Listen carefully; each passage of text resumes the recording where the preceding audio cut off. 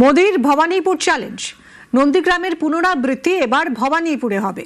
শুভেন্দু অধিকারীর পাশে দাঁড়িয়ে হুঙ্কার নরেন্দ্র মোদীর। नंदीग्राम में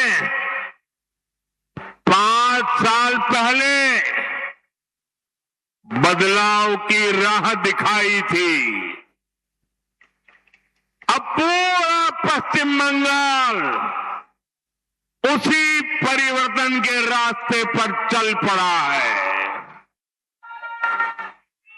जो कमाल 5 साल पहले नंदीग्राम ने किया था, इस बार वही हाल भवानीपुर में भी होने जा रहा है।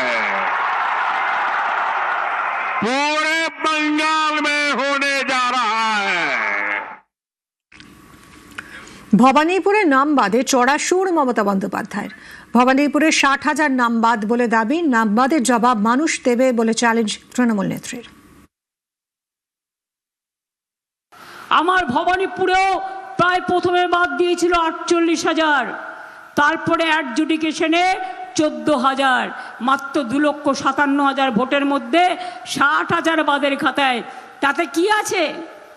চুরি করে জিতেছিল আগের বার, বলছে ভবানীপুরেও জিতবো, বলে ঘেচু জিতবে। তোমাদের দেওয়ার জন্য মানুষ তৈরি আছে।